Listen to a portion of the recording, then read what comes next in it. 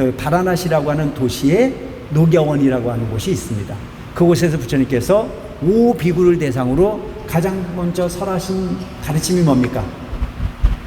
가장 먼저 설하신 가르침. 5비구에게 뭘 가르쳤죠? 암경도 맞는데 사제 8정도를 가르쳤죠. 지금 이 가르침을 피는 부분은 안육다라 삼맥삼불이, 즉 부처가 되는 부분이 법을 가장 최상, 부처님께서 처음 가르침을 펴주셨던 부분은 가장 아래 단계에 있었던 부분이 법을 시작하시더니 지금은 가장 높은 단계에 있는 부분이 가르침을 펴주신다라고 하는 부분의 의미입니다. 내가 쓸데없는 소리 지금 하고 있나요? 뭔 말인지 아시겠죠? 여기서 얘기하고 있는 최상의 가르침인 최상의 법륜이라는 자체는 바로 그런 뜻을 설명하고 계시는 부분이다. 그곳은 맑고 깨끗하여 흠이 없으며 유리로 땅을 이루고 금줄로 길경계를 지으며 갖가지 색깔의 칠보 가로수에는 언제나 꽃피고 열매 열리리라. 여기까지 했죠.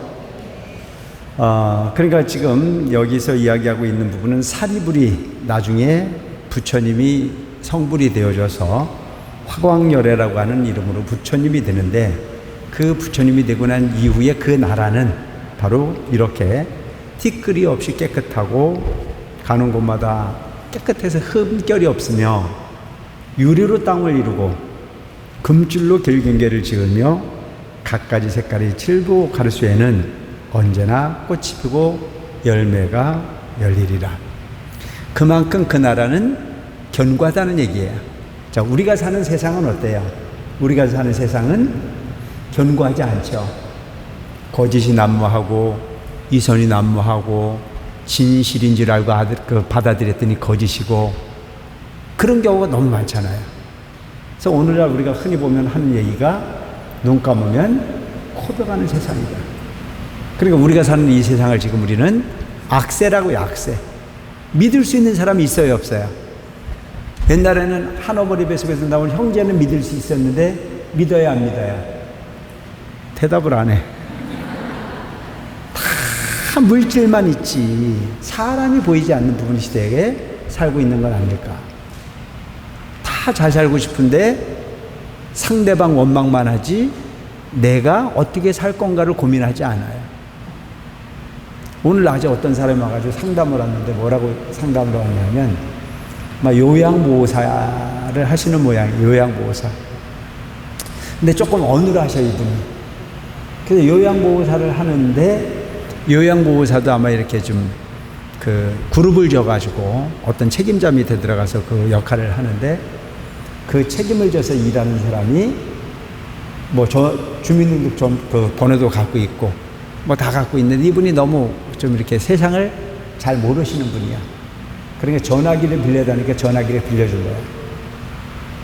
근데 그 전화기를 빌려줘 놓으니까 주민등록번호도 알고 전화기 비밀을 다 알고 하다 보니까 이게 이제 완전히 자기 정보가 그쪽에 다 넘어간 거잖아요.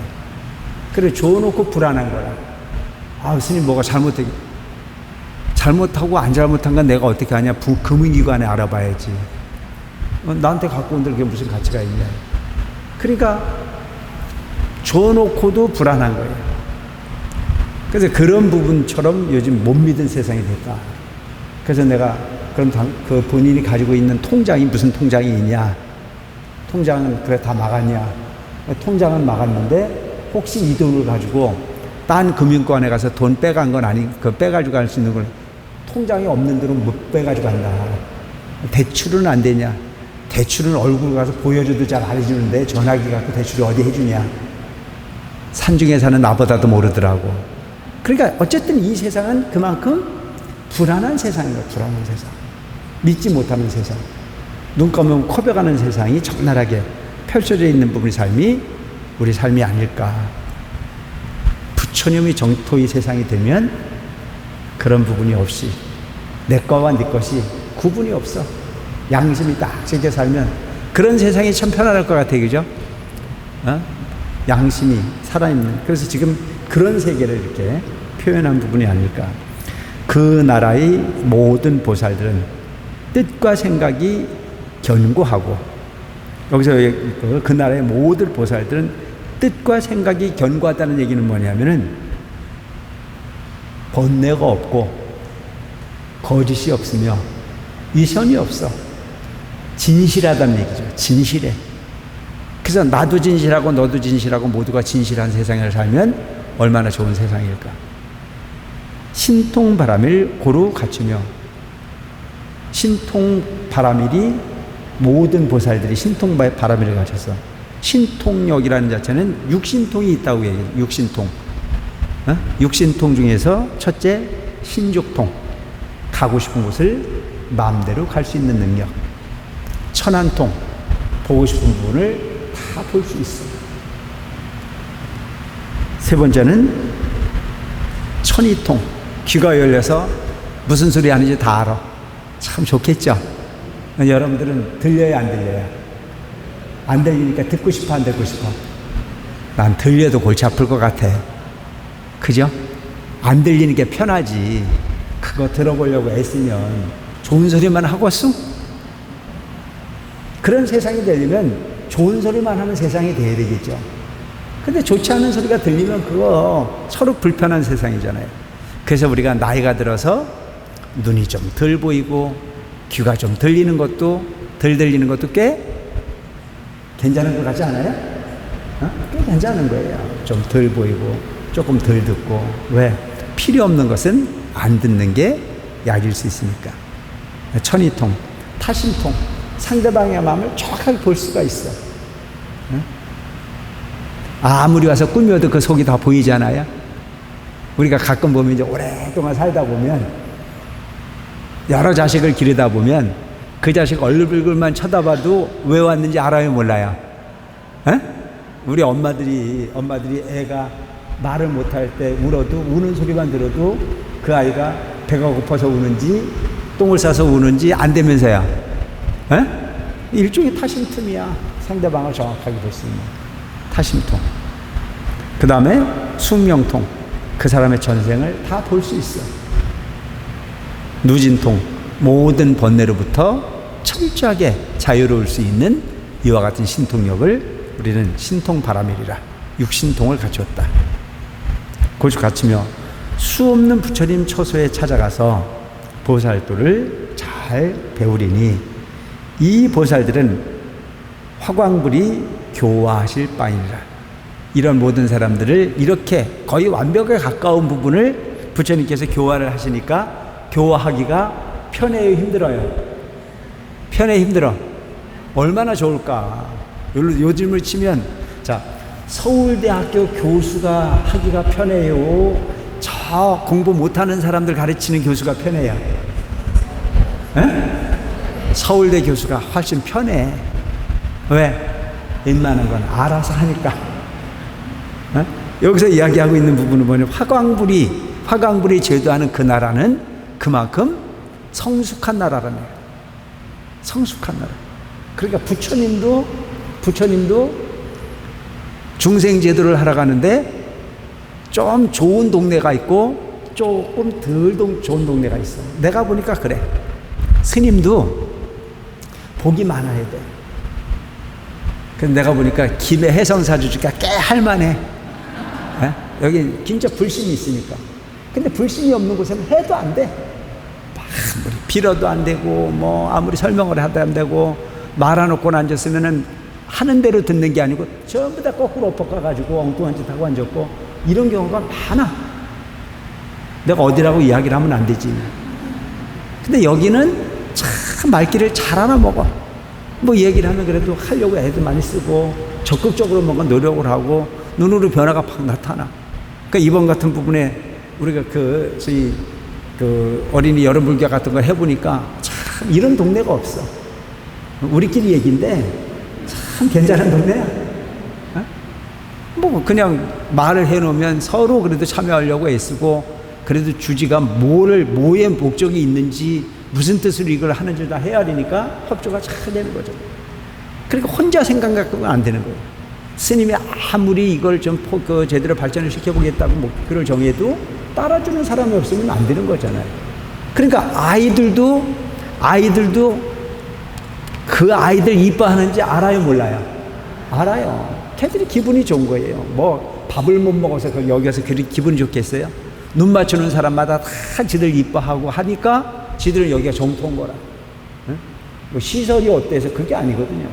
뭐 모든 조건이 다 좋아야 되지만 눈 맞추는 어르신마다 나이가 많거나 적거나 가나 다 보면 다 이뻐하고 다 귀여워하고, 그러니까 걔네들은 저절로 행복해지는 거란 말이에요. 세상을 만들어가는 부분은 한두 사람이 위해서 되는 게 아니야. 그렇게 복이 있는 사람들이 모여 살아야. 그러니까 그것이 뭐래요? 심청정 국토청정이라고 해요. 내 마음이 청정하고 국토가 청정해야 돼. 그 내 마음이 아무리 청정했지만 그 환경이 청정하지 않으면 그 깨끗한 마음은 다 어떻게 돼요? 다 배려버리는 거잖아요. 내 마음도 깨끗해야 되고 국토도 청정해야 돼. 네? 이것과 저것이 같아야 되는 거란 말이죠. 극락이라고 하는 부분을 좋은 사람이 가야 되는 거지, 어쩌다가 나쁜 사람이 하나가 끼면 극락 어떻게 돼요? 어떻게 돼? 다 배려.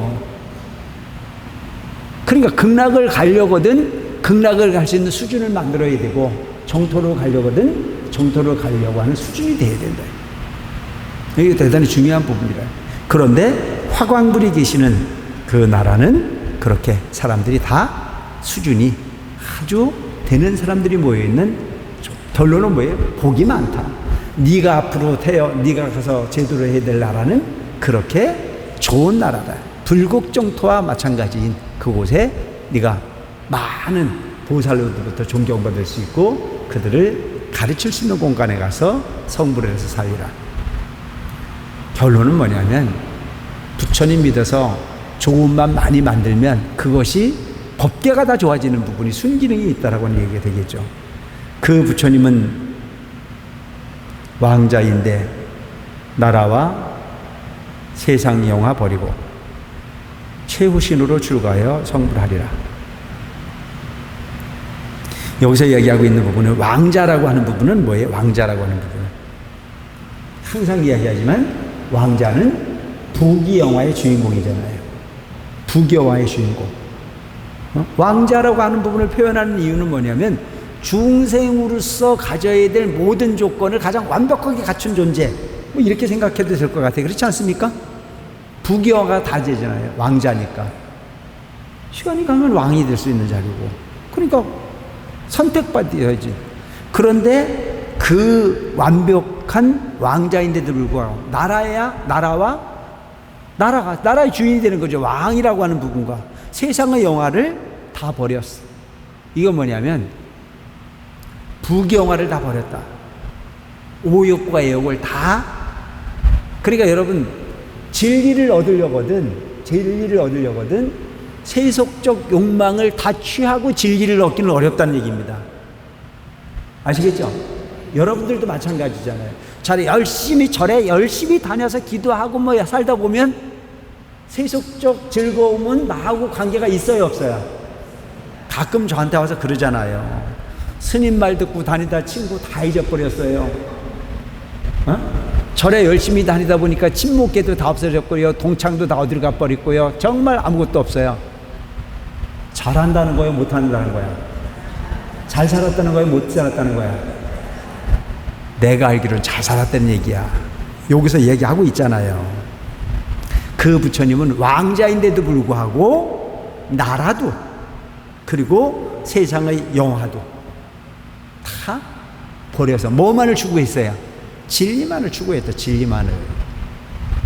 진실하게 사는 삶의 방법.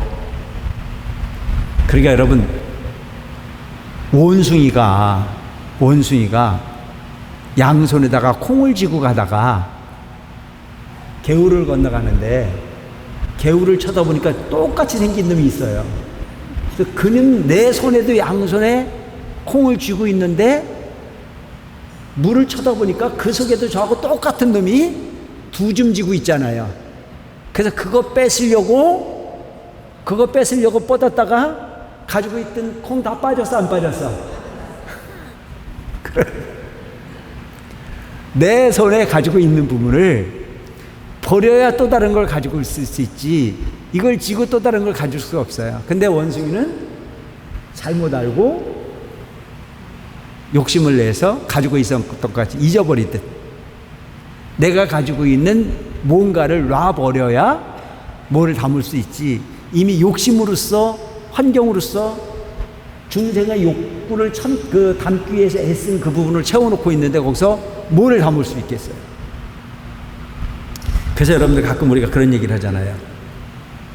세속적 부귀영화를 다 갖고 있는 사람이 진리를 구하기란 쉽다 어렵다? 쉬워 어려워? 어려워요. 미안하지만 어려워요.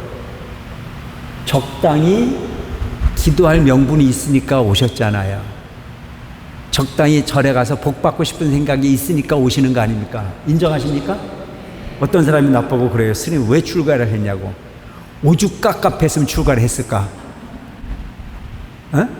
내가 원하는 대로 내가 뜻하는 대로 다 잘 됐으면 거기에 빠져가지고 지금 출가해서 내가 살질 않았을 거 아니에요. 목표는 큰데 그 목표에 갈 수 있는 자신감이 없으니까 부처님 가르침으로 이번 생 한생 안면선 치고 와서 살아서 다음에는 그 욕구를 채워볼까라고 하는 목적이 있을 것 같아요.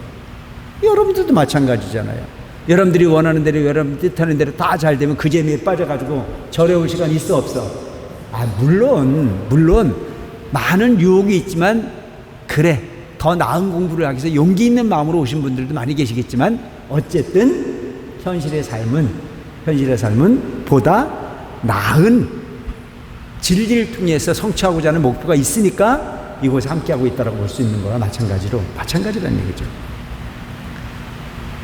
그래서 여러분 여기에서는 바로 왕자인데 나라와 영화를 다 버리고 최우신으로 출가하여 성불하리라. 최우신이라는 자체는 뭐냐면 이제는 다시는 윤회하지 않아. 이 육신을 다시 받지를 않아. 그러니까 여러분 우리는 윤회를 당연시 여기잖아요. 윤회는 육도윤회를 한다고 그러잖아요. 육도윤회. 육도윤회를 하는데 육도윤회는 뭐예요? 지옥, 아기, 축생, 수라, 인간천, 성문, 인간천까지가 육도예요. 성문, 영각, 보살불은 이것은 이미 정신의 세계예요. 마음의 세계. 소위 말하는 육도윤회를 뛰어넘을 수 있는 공부를 하는 단계예요. 그래서 육도윤회를 하는데 여기서 최우신이라는 자체는 뭐냐면 다시는 육신을 받지 않아. 뭐의 세계로 돌아간다는 얘기예요? 정신의 세계로 돌아간다는 거죠. 마음의 세계로 돌아가요. 그래서 최우신으로 다시는 육신을 받지 않고 출가를 해서 성불을 해 부처가 된다는 얘기잖아요. 얼마나 좋을까요? 화강불이 세상에 머무르시는 수명은 12소겁이며 그 나라 사람의 수명은 8소겁이리라. 부처님의 멸도 후에 정법이 세상에 머무르기를 30소겁이므로 널리 모든 중생 제도되고 정법 후에는 상법이 30소겁을 머무르리라. 사리가 널리 유포되어서 그러니까 부처님께서 열반에 드시고 난 이후에도 우리는 탑을 중심으로 부처님을 근데 지금도 우리가 마찬가지잖아요. 서거머니 부처님께서 우리 그 사바세계에 오셔서 중생을 제도하시고 열반에 드신 지가 많은 세월이 지났는데도 불구하고 우리는 그 부처님이 생전에 계시는 것처럼 부처님 가르침을 실행을 합니까 안 합니까? 실행을 하잖아요. 실행을 하는 모습이 보면 과거에는 탑을 중심으로 신행생활을 했어요. 탑을 중심으로. 그리고 부처님 열반 이후에는 부처님을 다비를 하고 나면은 그 부처님의 유고를 나눠서 갖다 모셨어요. 그 탑을 부처님이라고 생각했다는 얘기예요. 그래서 탑이라고 하는 부분은 불신이야, 불신. 부처님과 같은 모습을 일관을 해서 보였던. 그래서 사리가 널리 유포되어서 천상에서나 인간계에서 다 함께 공양하리라. 그리고 우리가 흔히 보면 요즘에도 보면 그 통도사를 간다거나 그래 하면은 그곳에 뭐가 있다 그래요? 진신사례가 있다 그러잖아요. 그래서 5대 보궁이 있다. 5대 보궁이 있는 것이 양산 통도사,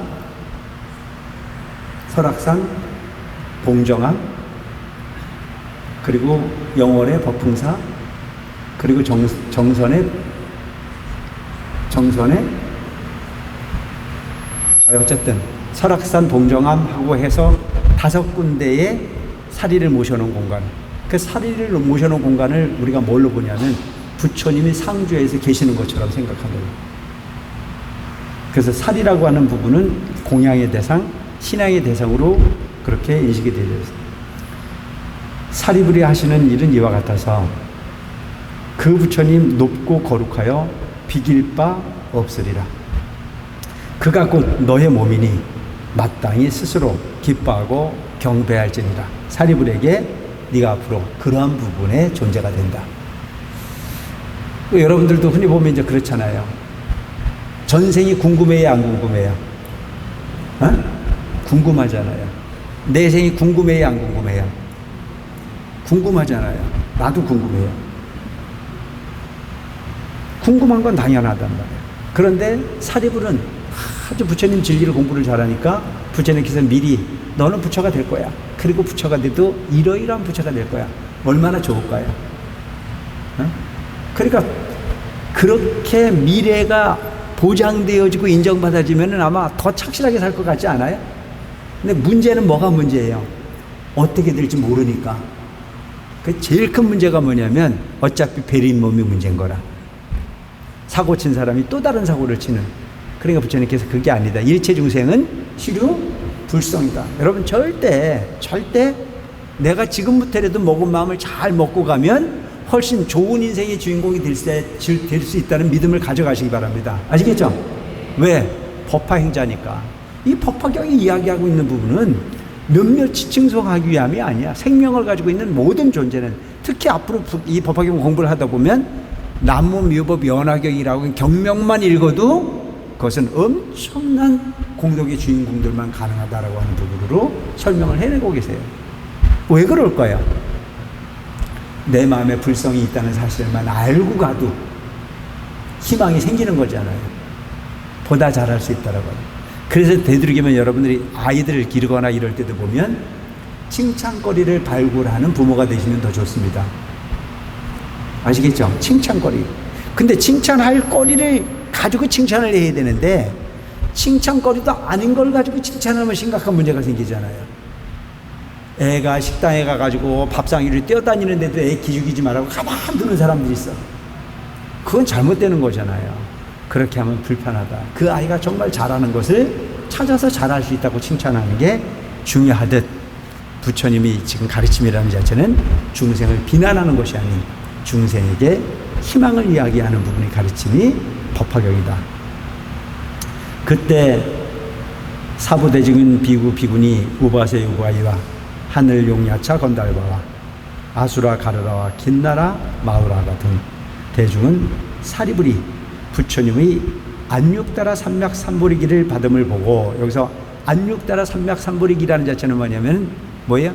너가 부처가 된다라고 하는 부분에 수기를 받는 거예요. 수기. 안육따라 삼맥삼보리라는 자체는 부처를 해요. 무상정등정각 똑같은 말이에요. 그 수기를 받는 것을 보고 마음이 크게 환희하여서 한없이 기뻐서 뛰며, 자, 우리는 사돈이 땅을 사면 배가 아파요, 안 아파요? 대답을 안 해. 배 아프잖아. 근데 여기서 보면 사리불이 부처님으로부터 똑같은 제자인데 사리불한테 제일 첫 번째 수기를 준단 말이에요. 이런 부처가 된다. 그러니까 주변에 있는 사람들이 다 마음에 환희심이 일어나 너무너무 좋아서 기뻐서 뛰어. 여기서 기뻐서 뛰었다는 얘기는 뛰어다녔다는 얘기일까요?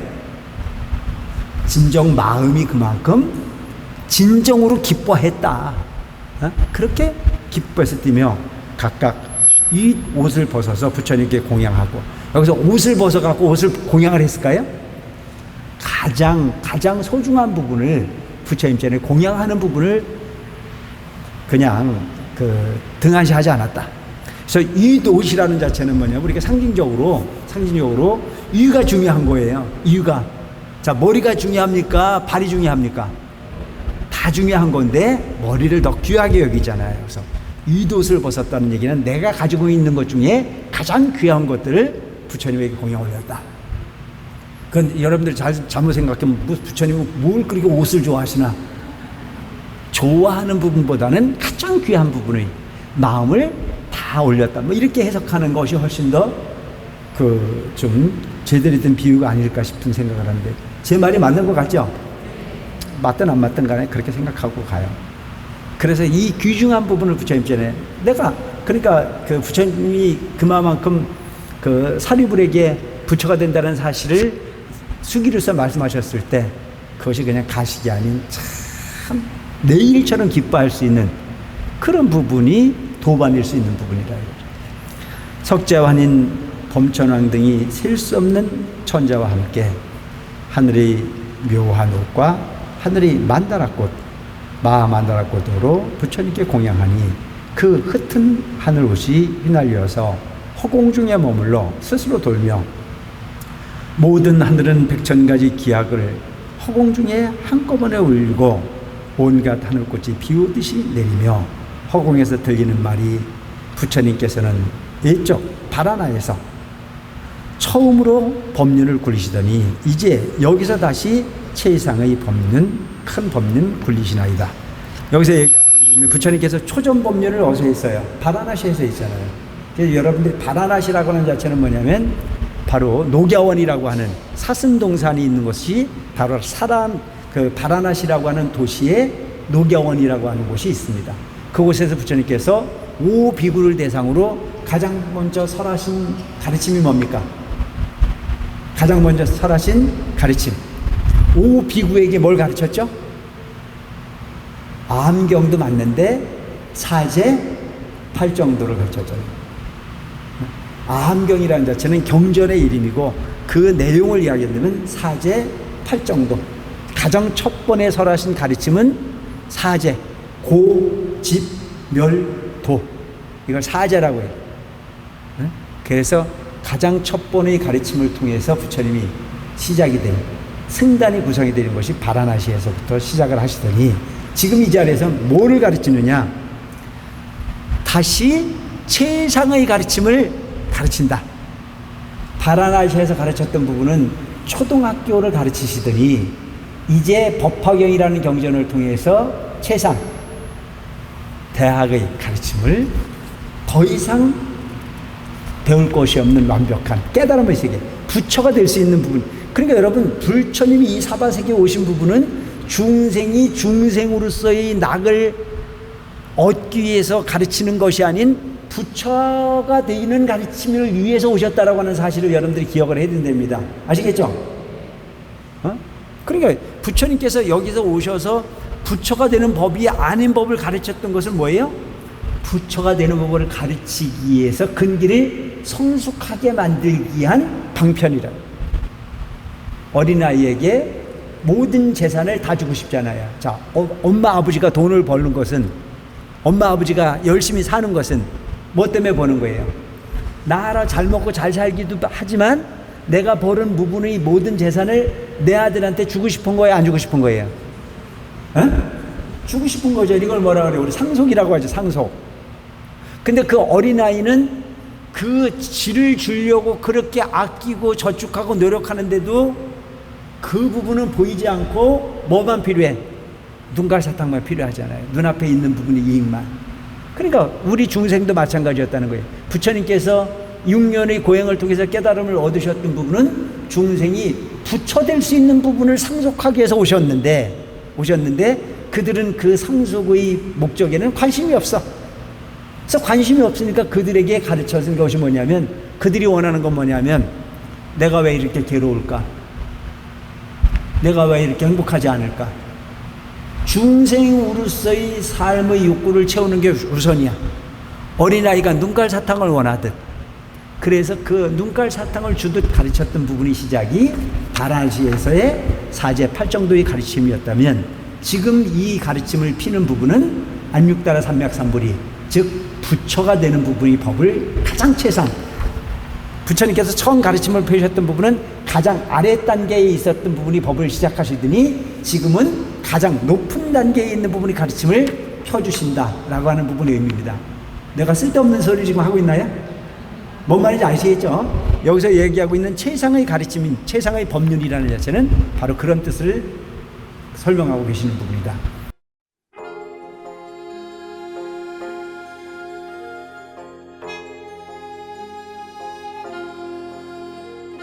세상살이 불안함이 불타는 집 같아서 생로병사 근심 걱정 그칠 새가 없어라.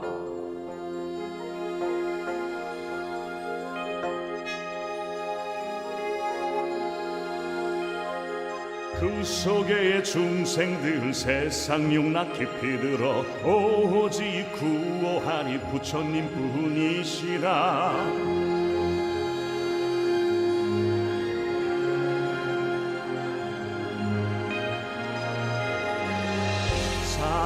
사랑하는 아이들아,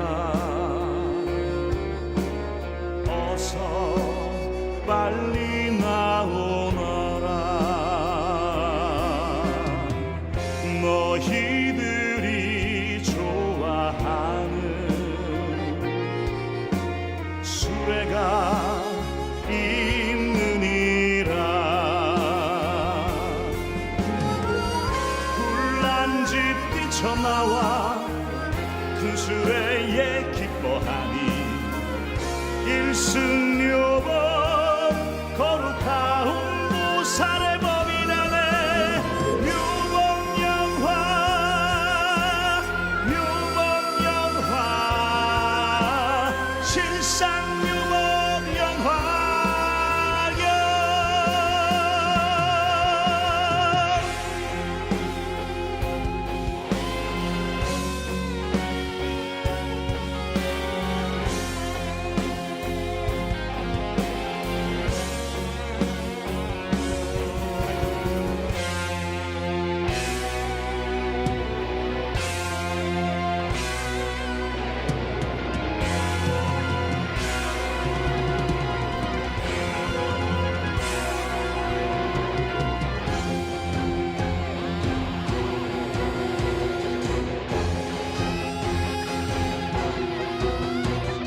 성불의 길 법문 듣고 법을 따라 태어나 참된 불자 다시 되어 일승법을 가졌으니 나도 필경 성불하여 천상인간 궁금받고 무상법륜 굴리어서 보살교화하리이다.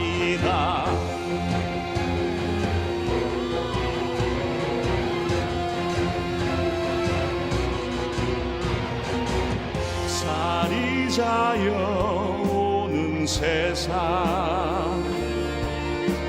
성불하신 높은 세조 금영호화 광열에 무량중생 제도하리. 부처님께 공양하며 보살행과 10가지 힘 모두